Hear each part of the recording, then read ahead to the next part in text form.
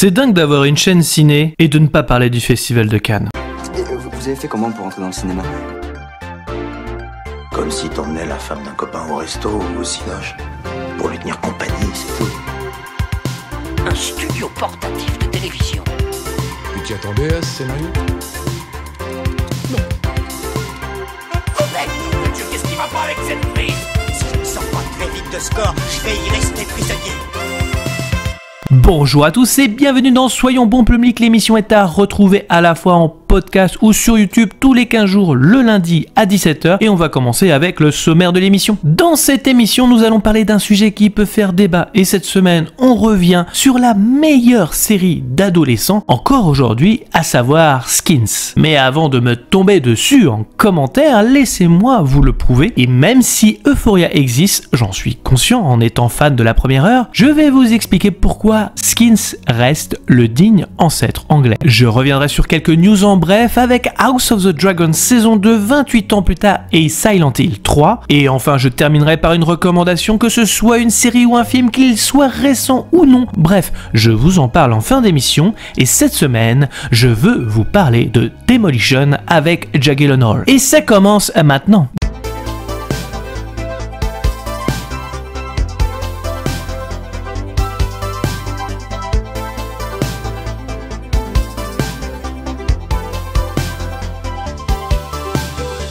Dans le dossier de la semaine, on déterre une série de 2007. Après avoir parlé de Misfits sorti en 2009, 2 ans avant sortait une série sur Channel 4 également qui changera la vision que l'on avait des adolescents. Une jeunesse où les parents semblent absents au point de voir ce mal-être adolescent dans une solitude profonde qui se doit de devenir adulte au plus vite tout en prenant des décisions parfois matures, parfois immatures qui en font une œuvre culte passant par toutes les émotions. Alors attention, il y aura également des défauts qu'on évoquera au sein de la série ou parfois des éléments inachevés qui peuvent faire sortir de la série, clairement. En tout cas, je vais vous expliquer pourquoi l'ancêtre d'Euphoria à la sauce britannique est encore d'actualité et se consomme comme une des plus grandes séries sur le mal-être adolescent à destination à la fois des jeunes adultes mais aussi des parents. Skins est une série anglaise par Jamie Britton et Brian Hesley de 2007 à 2013 sur la chaîne Channel 4. Plusieurs prix lui seront consacrés, dont 2 BAFTA. Le synopsis est assez simpliste. Skins suit un groupe de jeunes adolescents britanniques vivant à Bristol et font leurs premières expériences du monde adulte en se déchirant autour de sujets comme la religion, la sexualité, la drogue, les déséquilibres alimentaires. Skins compte 7 saisons, dont une qui est à part, mais on va y revenir. Cela compte tout de même 61 épisodes, donc pas évident d'être original à chaque fois. Pourtant, les scénaristes y parviendront avec une méthode qui peut en décontenancer certains, à savoir le renouvellement du casting toutes les 2 saisons. 6 saisons, donc 3 générations, ce qui permet de regarder également une certaine évolution chez nos jeunes adolescents. En 2007, même si Skins évoque déjà les portables, leur addiction et même le revenge porn, nous ne sommes pas à l'ère des smartphones. Et croyez-le ou non, ça donne un certain cachet à la série. La série parle du mal-être adolescent pendant la période du lycée jusqu'à atteindre l'objectif final, à savoir le bac. Une fois le bac passé, et malgré l'attachement que l'on porte aux personnages, tout comme des parents, le spectateur doit leur dire au revoir et dire bonjour à la prochaine saison aux nouveaux élèves avec différents problèmes. C'est à la fois frustrant, j'en conviens, car on aimerait savoir leur avenir et en même temps faire place à d'autres personnages pour évoquer d'autres mal-être qui permettent de ne pas s'ennuyer. Par la suite, les spectateurs évoqueront leur génération préférée, même si pour ma part, elles ont toutes quelque chose à apporter, que ce soit aux adultes, mais aussi aux adolescents. Pour les sujets traités, on y évoque le narcissisme, l'homosexualité, les familles monoparentales, l'anorexie, la toxicomanie, le harcèlement, la religion, l'abandon, la violence, l'autisme, la maternité, la mort, l'absence. Bref, beaucoup d'éléments à traiter dans cette série, avec des épisodes aussi différents les uns que les autres. Si les pilotes présentent tous les personnages, les suivants seront consacrés à un seul personnage à la fois, exactement comme on a évoqué avec Misfits, mais qui auront toujours un rapport au groupe. Le personnage ou le mal-être devient donc le sujet principal. Bon, ces sujets sont un peu partout dans les séries actuelles, on va pas se mentir. Cependant, je n'ai jamais vu ces sujets aussi mieux traités que dans Skins, clairement. Car ces sujets, ces personnages n'épargnent rien à leurs problèmes. Par exemple, si on te parle d'anorexie, on te le montrera avec les ravages usage du corps et aussi de l'esprit. La toxicomanie n'est pas en reste non plus. Rien n'est édulcoré, tout est montré, et si on doit voir du sang, de la violence, surtout quand il s'agit d'harcèlement à l'écran, la caméra ne tournera jamais la tête. On voit souvent dans les séries des personnages homosexuels clichés sans forcément avoir quelque chose à raconter, que des histoires de cul en général. Ici, l'homosexualité est montrée avec de véritables questions. Le rapport de l'amitié, quand on a un ami musulman par exemple, ou cacher ses penchants à sa sœur jumelle, qui est plus forte psychologiquement et qui, comme la maman, est homophobe. L'homosexualité n'est pas là pour faire plaisir aux communautés. Non, il est là pour une véritable approche avec les personnages et un questionnement sincère et juste. Skins n'est pas politiquement correct. Boycotté par certains pays, le show se veut moderne et on a beau être en 2024, la série ne vieillit absolument pas. D'ailleurs, Jamie Britton a commencé à travailler sur le show à l'âge de 22 ans, ce qui permet une authenticité de l'œuvre. L'importance d'éviter totalement les clichés que l'on pourrait avoir sur les adolescents. Tony, joué par Nicolas Hoult, qui plus tard fera le fauve dans X-Men, ou encore Tolkien, ou encore le témoin dans Mad Max Fury Road, et notre futur d'ailleurs Lex Luthor dans Superman Legacy. Cassie, jouée par Anna Murray, qui aura une renommée par la suite avec une autre série, Game of Thrones. Oui, puisqu'elle joue le rôle de Gilly, la copine de Sam. Chris, joué par Joe Dempsey, qui aura une renommée aussi par la suite avec une autre série, Game of Thrones, avec son rôle de Gendry. Anwar, interprété par Dev Patel, qui aura une place de choix dans le monde du cinéma, que ce soit avec l'oscarisé Slumdog Millionnaire ou encore Chappie. Kaya Scodelario joue Effie Stonen, la sœur de Tony, que l'on verra par la suite dans la saga Le Labyrinthe ou encore Les Pirates des Caraïbes et dans le film d'Alexandre Aja, Crawl. Daniel Kaluuya, dont c'est le premier rôle que l'on retrouvera par la suite dans le très bon Get Out et Black Panther, et ça, ce n'est uniquement la première génération. Dans la deuxième, vous aurez Jack O'Connell, alias Cook, qui jouera pour Jodie Foster dans Money, ou encore Invincible d'Angelina Jolie. Catherine Prescott, qui fera un téléfilm To the Bone sur Netflix, qui sera centré sur l'anorexie justement. Pour la troisième génération, on a tout de même Dakota Blue Richard, qui jouait dans La Croisée des Mondes, un acteur de Borgia, Sébastien de Souza, et qui jouera dans The Great aux côtés de Nicolas Hoult, comme quoi tout est lié. Jessica Sula, qui sera dirigée par Monsieur M. Night Shyamalan dans Split. R. Freya Mavor, qui, bien qu'écossais, passera une partie de son enfance à La Rochelle en France et fera des films français comme L'Empereur de Paris ou Cézanne et moi. Même si vous ne connaissez pas toutes ces œuvres, la plupart des acteurs par la suite auront une grande carrière. Même la future oscarisée Olivia Colman est présente. Honnêtement, quand on voit la qualité du jeu dans Skins, on comprend forcément pourquoi les acteurs sont tous impliqués et peu importe les générations. Élément primordial, la musique y aura une place de choix également. C'est grâce à cette série que le dubstep, par exemple, s'est mis à être populaire en Angleterre et commençait à être légèrement connu en France. La bande-son n'explore pas forcément les titres commerciaux, comme peuvent le faire facilement d'autres productions. Ici, on met en avant de petits groupes anglais presque inconnus en France, en tout cas à l'époque, et qui deviendront grands. Wolf Alice ou Crystal Castle, pour ne citer que, sans parler du générique qui sera modifié par des remixes en fonction des saisons. Parlons donc aussi de mise en scène, même si cette première saison semble timide à ce sujet, mais cela explosera tout de même en saison 2. Ici, on n'hésite pas sur la composition d'un plan. En réalité, on est sur une composition très clipesque. Si la musique est très présente, ce n'est pas non plus anodin. Cela rappelle presque le travail de Danny Boyle sur certains plans ou situations. Pour les scénarios, je dois avouer que chaque épisode reste unique et à chaque fois a quelque chose à raconter et d'intéressant. C'est un peu comme Black Mirror, en tout cas pour ses premières saisons. Chaque épisode peut être à part, transposant un sujet oppressant et dramatique. Sauf qu'ici, il y a un lien qui est le groupe. À noter que la plupart des personnages que vous détesterez au début de l'aventure seront les plus intéressants. Appelez ça l'effet Jamie Lannister, comme par exemple le personnage de Tony. Narcissique pour Tony, tout lui réussit. Copine très mignonne, aucun problème à l'école, son charme opère facilement sur les jeunes filles, il énerve facilement. Pourtant, ce personnage s'ennuie et sera la cause d'ailleurs de toutes les péripéties de la série. Il n'est pas étonnant aussi de voir une représentation des adultes complètement en décalage avec leur autorité qu'ils devraient incarner. Aucun repère crédible pour les ados de 17 ans. Sur le papier, ce personnage a tout pour être détesté, mais un événement surviendra en fin de saison 1 pour totalement s'inverser dans la deuxième saison. Perte de repère sur lui-même et son entourage, perte de confiance et doit tout réapprendre, même les simples petits gestes. Pour la deuxième génération, Cook, par exemple, ne sait pas gérer ses émotions et s'embarque dans une grande violence qu'il ne peut maîtriser. Hyperactif, il est en décalage avec le reste du groupe. Ultra intelligent, il n'exploite rien de ses capacités. Pourtant, il sera le héros de l'histoire. C'est lui qui animera le groupe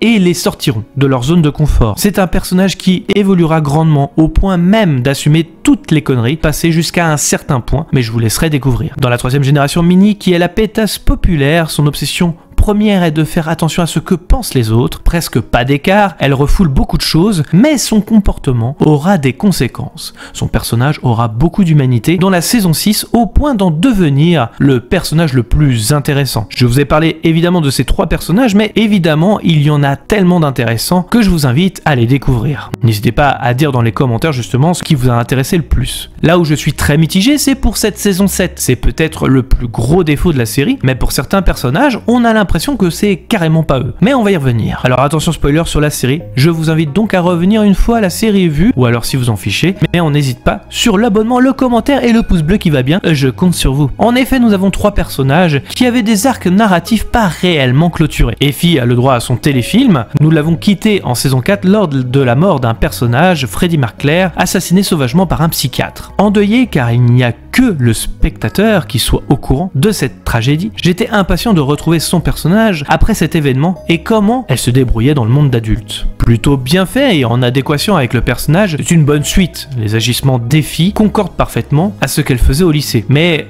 malgré que dans le monde d'adulte, malheureusement ça ne peut pas fonctionner. Cependant, les événements de Freddy ne seront jamais nommés, ni évoqués, comme si ces événements ne se sont jamais passés. Et c'est peut-être là où on a un problème avec les raccords de la saison 4. Et enfin, l'arc narratif de Naomi est là pour combler le vide et ça se sent. Malgré l'histoire de Naomi qui est touchante, je reste assez déçu dans l'ensemble et les questions que l'on se pose tous à la fin de la saison 4 ne trouveront jamais de réponse. Peut-être qu'on aura plus de chance avec le téléfilm sur Cook. Cassie, qui s'était barré à New York après la mort d'un des personnages, était rejoint par Sid à la fin de la saison 2, sans savoir s'ils se retrouveront dans la ville qui ne dort jamais. Finalement, on restait un peu sur notre faim, même si la suggestion était bienvenue. Alors le créateur décide d'en faire un film centré sur elle, ce qui ne me dérangeait pas, au contraire, impatient de savoir ce qu'il advient après, et surtout son rapport avec le monde d'adulte. Eh bien, compte là-dessus Coco, ce téléfilm ne montre pas grand-chose, et n'apporte rien au personnage en plus. Et on a même l'impression que c'est pas elle. Assez inutile pour ma part, en effet les événements de Sid sont à peine évoqués dans un dialogue, tout comme son trauma avec Chris. Ici, elle est juste revenue dans son pays, en étant toujours aussi paumée, sans réelle évolution, alors que la fin de saison 2 était parfaite pour le personnage. En plus d'être inutile, cela casse la narration et la conclusion parfaite de la saison 2. Cook, qui était dans le même état qu'Effie, endeuillé par la mort de Freddy en fin de saison 4, le personnage clôturait la chose en tuant celui qui assassina son meilleur ami. Et contrairement aux 2 autres téléfilms, celui-là apporte les réponses. Il fuit ce passé et encore une fois, le personnage évoluera. Rien que pour ce téléfilm, cette saison 7 vaut le coup d'être vue. Il apporte vraiment quelque chose et complète un tant soit peu cette saison 4. Et contrairement à Cassie, ici, nous avons une évolution du personnage. On nous compte quelque chose en plus. Le monde d'adulte de Cook ne pouvait être différent. Il s'agit d'une véritable suite avec un propos. Les 6 saisons restent une anthologie d'exception, tous attachants, même si certains regrettent les changements de casting toutes les 2 saisons, je trouve ça plutôt malin au point de découvrir plein d'arcs narratifs et de mal-être différents. Reste la saison 7 qui devait répondre à certaines questions laissées par la série. Les 2 premiers téléfilms n'apportent pas grand chose, même si on aime les personnages, on a l'impression qu'il s'agit d'autres personnes, mis à part Cook, car quand on les a laissés, c'était pour des traumas qui nécessitaient d'en parler et de les faire évoluer avec ça. Ce n'est malheureusement pas le cas et presque raté sans plus-value. Reste le téléfilm de Cook, plutôt bien fait, avec une véritable suite et évolution du personnage. Et vous, connaissez-vous la série? Si vous l'avez vue, qu'en pensez-vous? Dites-le moi en commentaire. Et maintenant, les news en bref.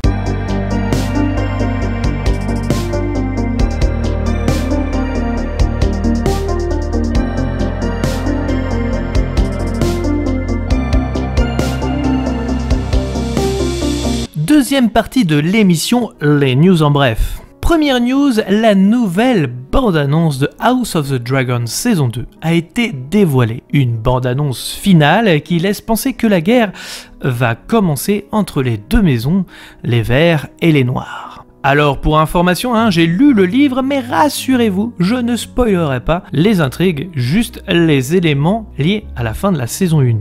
En plus de cette merveilleuse bande-annonce qui me met en joie, sachez que HBO vient d'annoncer également une nouvelle série aussi prévue pour 2025 intitulée A Night of Seven Kingdoms, The Age of Night. Cette série se concentrera encore vers le passé de Westeros et du premier grand conquérant, Aegon Ier, puisque c'est le premier à être sur le trône de fer. C'est le scénariste Mattson Tomlin en interview avec Entertainment Weekly pour faire la promotion de Terminator 0 qui officialise ça. Alors il indique, on sait où il était et ce qu'il a conquis, on sait qui a survécu et qui est mort, tout ça constitue l'intrigue. Et ensuite, c'est mon travail de me demander ce que tout ça signifie thématiquement. Quelles ont été les émotions qui ont entouré la mort et la vie de ce personnage? On n'a pas le contexte, on ne sait pas ce que les gens ont pu dire. Du côté de HBO, qui n'ont pas encore officialisé la chose, c'est une époque où il y a beaucoup à dire. Autant que la danse des dragons d'ailleurs. Donc de mon côté, je dois avouer être impatient. Concernant d'ailleurs la bande-annonce d'House of the Dragon saison 2, il n'y a pas grand-chose qu'on n'ait pas déjà vu sur les anciennes images. Mais la bande-annonce finale mise sur l'émotion et le rythme pour que les derniers sceptiques soient conquis et faire monter la sauce. Une bande-annonce finale, c'est un peu montrer ce qu'on a sous le capot comme dirait Vin Diesel. On nous montre les deux stratégies des deux camps qui se préparent à une guerre inévitable. Les camps des Noirs dans l'action, les Verts dans la stratégie, plus fourbe et mesurée, en prenant un peu plus de recul. Alors que nous aurons seulement 8 épisodes, beaucoup de libertés seront entrepris dans cette saison, un petit peu comme la première saison d'ailleurs. Réponse donc le 16 juin sur Max en France. Deuxième news, 28 ans plus tard commence à avoir un casting d'envergure. Avec son réalisateur Danny Boyle, celui qui a initié la saga avec Alex Garland avec 28 jours plus tard, nous dévoile un casting d'une multitude de talents. Deadline nous indique que Jack O'Connell, oui, le cook de Skins, comme quoi encore une fois tout est lié dans cette vidéo, a rejoint le casting. Après Back to Black et Ferrari, l'acteur est assez présent en ce moment. Pour rappel, il rejoint le casting aux côtés de Jodie Comer, vu dans le dernier duel, Aaron Taylor Johnson, que je ne présente plus, beaucoup de talent sur ce jeune homme, et Ralph Fiennes, que tout le monde connaît. Alors que Cillian Murphy a annoncé qu'il était prêt à revenir, aucune indication encore officielle, mais avouez que ce casting donne déjà très envie, en plus d'un réalisateur de talent. J'attends beaucoup du long métrage, même si je suis conscient qu'un casting ne fait pas non plus un bon film. Et vous, qu'attendez-vous de ce film ?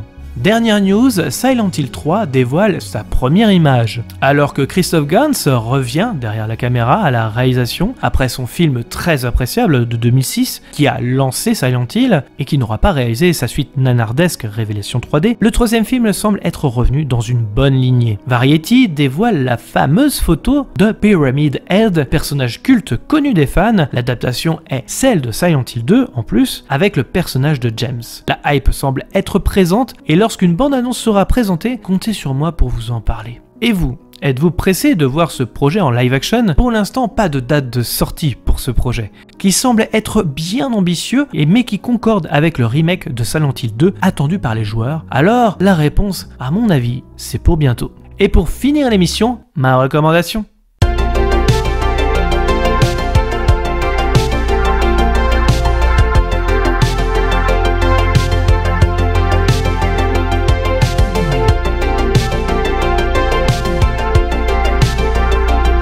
Troisième et dernière partie de l'émission, ma recommandation. Alors ça peut être un film, une série, que ce soit une œuvre ancienne ou récente, peu importe, considérez ça comme une mini-critique parce que je n'irai pas forcément dans le détail. Et c'est parti. Ma recommandation est un film qui est sorti en 2015 et qui est passé un petit peu inaperçu, porté par un réalisateur de talent qui est malheureusement décédé depuis, Jean-Marc Vallée. On lui doit par exemple l'excellent Dallas Buyers Club, Crazy et des séries HBO comme Big Little Lie et Sharp Object, et il meurt le 25 décembre 2021 d'un arrêt cardiaque. Alors que le rôle principal est attribué à Jake Gyllenhaal, il y retrouve Chris Cooper avec qui il avait tourné 10 ans plus tôt dans Jared, La fin de l'innocence, mais également dans un autre film beaucoup plus ancien, Ciel d'octobre en 1999. Pour vous indiquer que le film peut être considéré comme intriguant, il fait partie de la fameuse liste noire de 2007. Pour ceux qui ne savent pas ce qu'est la Blacklist d'Hollywood, cette liste recense les scénarios les plus appréciés mais pas encore produits par un studio. Alors j'insiste sur le fait que ce soit les plus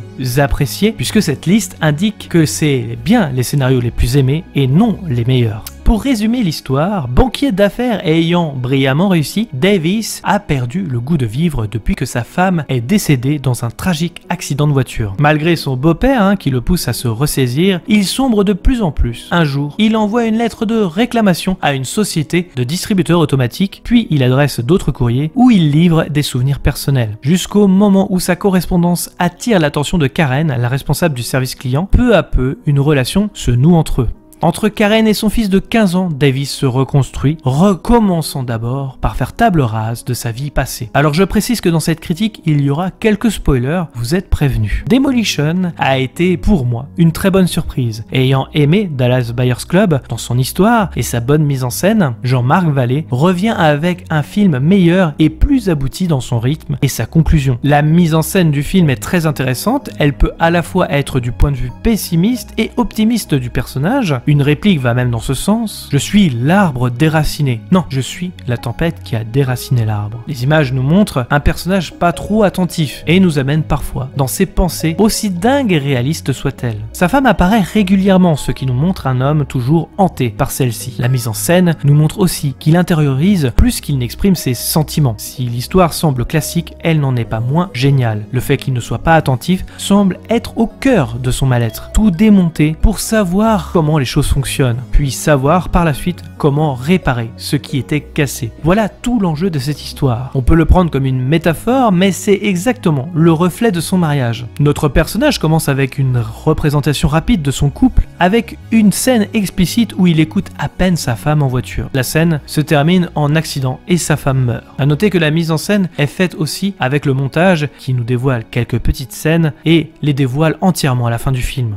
L'enterrement est très vite balayé du film, ce qui nous montre que le personnage n'a pas réellement le temps de faire son deuil. Il fait une réclamation suite à un incident fâcheux avec un distributeur et s'égare rapidement sur sa vie après la mort de sa femme. Ses écrits seront pour lui une forme de thérapie. Le personnage a même conscient qu'il ne sera probablement pas lu, mais cela permet de vider son sac. On remarque plusieurs apparitions fantomatiques de sa femme, mais uniquement dans leur maison. Cet endroit est clairement hanté, ce qui le poussera à tout démonter avec Chris, un autre personnage lui aussi en quête d'identité. Ce qui a d'intéressant, c'est aussi la maison en elle-même, qui reste très froide dans l'ensemble, bordée de blanc, avec une totale absence de couleur. L'endroit est aseptisé, comme le reflet de leur mariage. Davis Mitchell, notre personnage, semble tout d'un coup prendre conscience de ce qui ne marchait pas chez lui, ou même dans son couple. À savoir l'attention. Davis commence à regarder autour de lui et devient de plus en plus attentif. Toute sa vie, son histoire, était réglée comme une horloge. Et la mise en scène nous montre quelqu'un qui était dans une routine, telle une fourmi dans une fourmilière. Il prend contact avec Karen Moreno, une femme qui a lu avec attention ses lettres et semble être touchée par les pensées de notre héros. Davis se confie et se livre pour la première fois. Impossible de le faire avec sa famille ou même sa belle famille. Il prend de plus en plus goût à essayer de comprendre et à démolir certains objets, à commencer par la cuisine, là où son frigo fuyait. Une des dernières conversations d'ailleurs qu'il a eues avec sa femme. Le long métrage nous montre un homme qui est en absence d'émotion. En réalité,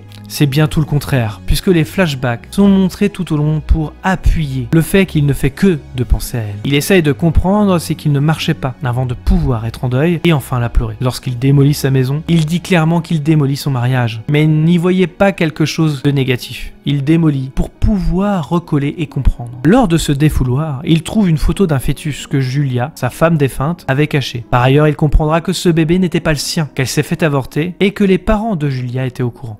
Il n'était pas assez attentif lors de son mariage, alors Julia a eu une aventure. Davis comprend de plus en plus conscience des éléments. La relation amicale qu'il entreprend avec Karen et Chris montre aussi un certain idéal de famille qu'il aurait aimé avoir. Il agit d'ailleurs comme un père avec Chris, et ce n'est pas anodin. Malgré cela, les flashs nous montrent tout de même l'amour que Davis et Julia entreprenaient était bien réel, ce qui pousse Davis à ne pas avoir de rancœur, car il sait que le problème venait de lui. Il rendra hommage à Julia en restaurant un carrousel qui était d'ailleurs destiné aux enfants. La mise en scène et l'histoire du film dynamisent le long métrage, ainsi que son montage. De plus, le film dure environ 1h40, ce qui reste assez court, où tout est explicite. Rien n'est de trop, tout est à sa place dans le long métrage, rien n'est laissé au hasard, et tout a un sens. Là aussi, on joue sur l'attention du spectateur. La première fois, vous serez sûrement comme notre héros et son couple, pas trop attentif. Mais la deuxième fois que vous le verrez, vous verrez absolument tout. C'est réellement un coup de maître grâce à la caméra de Jean-Marc Vallée. Demolition est pertinent et réaliste. C'est un film sur le deuil, le mariage, la vie et nous pousse à profiter et à réfléchir sur nous-mêmes. Est-on réellement attentif à ce qui nous entoure? Avons-nous montré à quel point nous aimons nos proches? Est-ce qu'on est intéressé à réparer quelque chose de cassé? Le film évoque tous ces points avec une mise en scène brillante et maîtrisée. Si dans un couple, l'autre a fauté, avons-nous aussi une part de responsabilité? Je pourrais développer encore, mais je vais m'arrêter là concernant le film. Cependant, on peut continuer d'en parler en zone commentaire, je serais ravi d'en parler avec vous. Voilà, c'est terminé pour cette nouvelle émission. En tout cas, rendez-vous dans 2 semaines pour la prochaine émission.